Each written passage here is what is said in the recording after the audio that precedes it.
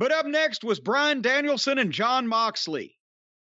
And Jim Ross was nice enough to shout out Bobby Fulton in Chillicothe, Ohio. So we appreciated that.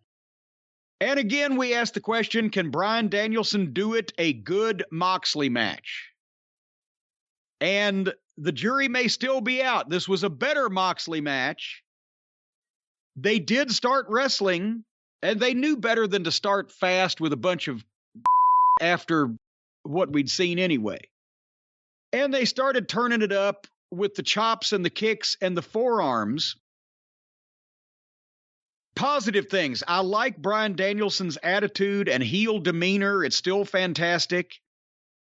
In this, Danielson kept him in the ring. This was the only Jon Moxley match I think I've ever seen where anything outside on the floor was minimal.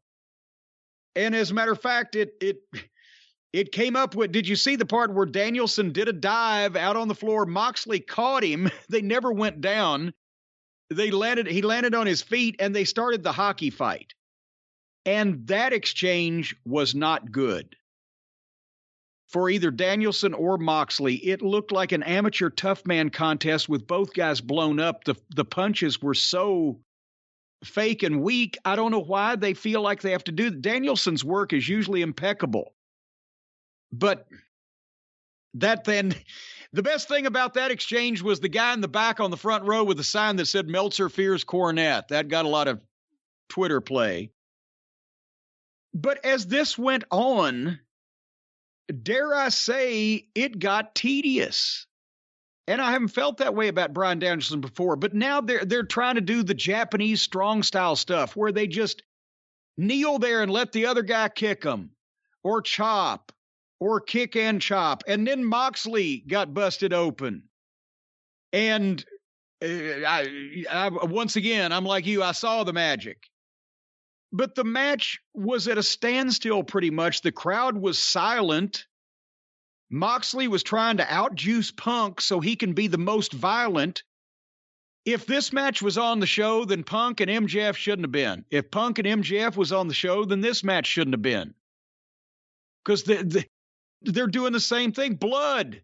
And I guarantee, I don't know how the guys feel these days. In the old days, there would have been an issue in the back between Moxley and Punk, having it out verbally, if not tempers flaring over who was going to get the juice. Because it was called for in both matches. I'm not saying it wasn't.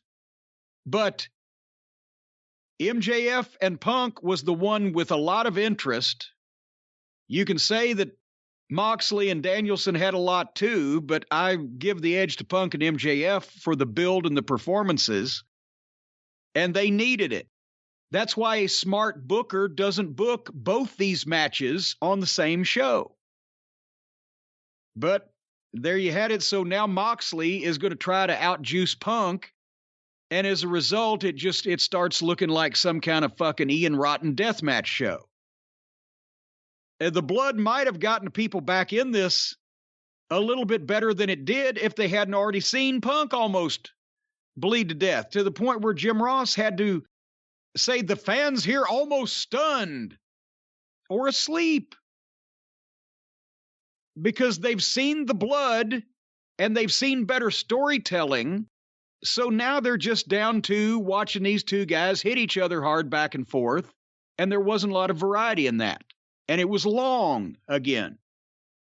So then they trade submission holds.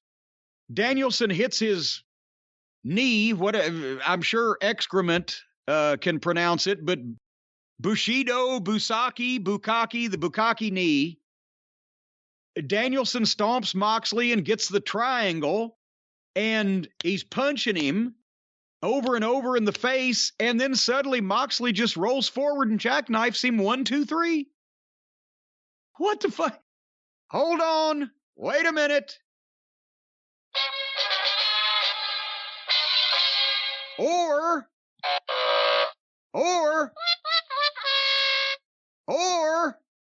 fuck. Stop hot-shotting.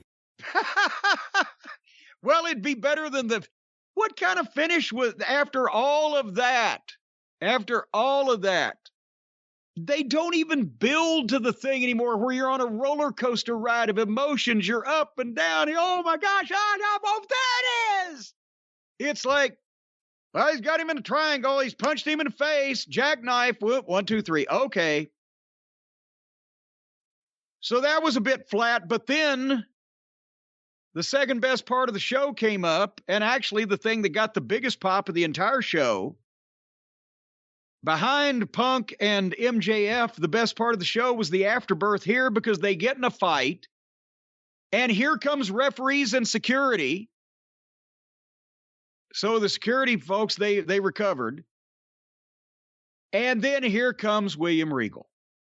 And he gets a huge pop, and he gets a holy shit chant, and he gets in the ring and gets in between Danielson and Moxley, and he turns to Moxley, and he looks at him, and then he slaps the piss out of him.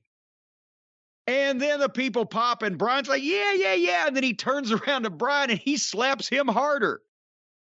And he's telling him to make up. This is not the way I taught you people. And the crowds go, yes. And they shake hands, and the people are ecstatic. William Regal with the save of the first substandard, actually, Bryan Danielson match that I could think of, and this was a highlight of the fucking whole show. And at least they're smart enough that Regal didn't sit around too long with nothing to do. What'd you think? Moxley may be my least favorite professional wrestler, so I wasn't crazy about the match. We'll see. I'm going to keep an open mind about where they go with this little weird grouping of Bryan Danielson with William Regal and Jon Moxley. Maybe it'll be interesting. So I'll keep an open mind, but I'm not a Moxley fan. I can't stand his work. I can't stand it doesn't connect with me. I'll just say that.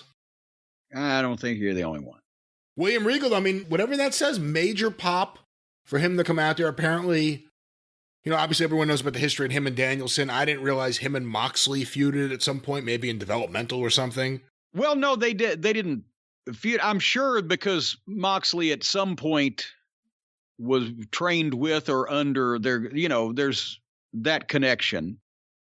But yeah, Regal and Danielson have a little bit more, but still, as long as Regal's there, and hey, by the way, ding, ding, ding, can you imagine if William Regal had been there to make an announcement like the purchase of Ring of Honor on behalf of AEW Wrestling? This is what they need. They don't need a heel authority figure. They need an authority figure that has authority, that has credibility with people, that has bass in his voice, that's a television personality and camera friendly and has the ability to make major announcements sound important, serious, and have gravitas to them instead of, the fucking Adderall for lunch bunch. But that's not how he's going to be used. He was brought in with this group here, not as an authority figure. We don't know how he's not going to be just tied to these two guys. Obviously, William Regal is going to have multiple responsibilities in his company, certainly with training, certainly with fucking, advising these young guys. But however he comes in, that's what they need. They need whether it's a commissioner or whether it's a fucking representative of management or whether it's an administrator or whatever, somebody to be the public face of the company. He's a well-spoken ex-wrestler that everybody in the business likes and respects, and the fans love him, obviously, and he can talk, and he's an experienced performer. That's what that is the most valuable thing that they need right now, is because you can't have Tony out there on TV again ever. My God, it's embarrassing. And you can't have the announcers just say that everything, well, Tony in the back says. You've got to have somebody that's in charge of that program in the people's eyes, that lays the law down when necessary and sticks his finger in somebody's face and says, you're not going to get away with the way you're acting. Bryan Danielson or whatever. See, I wouldn't use Regal like that just because he was just used like that for years in NXT. And he was somewhat feckless at times. So I wouldn't use Regal like that. You know what? Well, that's bad booking. You want to give someone a good job like that it would work better than what they're doing right now? Jim Ross, the commissioner of AEW. Well, you know what? That wouldn't be bad either. Because at least he could put his foot down with some authority. I don't know what Paul White's doing, but goddamn, anyway. That's what I'm saying. When you say, of course they're going to have Regal do all this. Yeah, of course they're going to have Paul White and not bury him on YouTube. Of course they're going to have Mark Henry and not have him do a 30-second, host a 30-second promo every week and then disappear. He can do whatever he wants. Other than sign Cody, he has a budget for everything. It's like when Hurd was mad at the Midnight Express and didn't want to use them, and Ole was booking and didn't want to upset the apple cart. I was having to drive to Gainesville, Georgia from fucking Charlotte, 210 miles each way, almost every Monday when they were doing syndicated TV so I could do a 2-minute Louisville Slugger segment. And I'd got old. I'd get in the building at 1 o'clock. I'd find the production crew. I'd be dressed already. I'd grab the talent I was supposed to interview. I'd say, let's get this over with. And I'd be out of there by 3:30.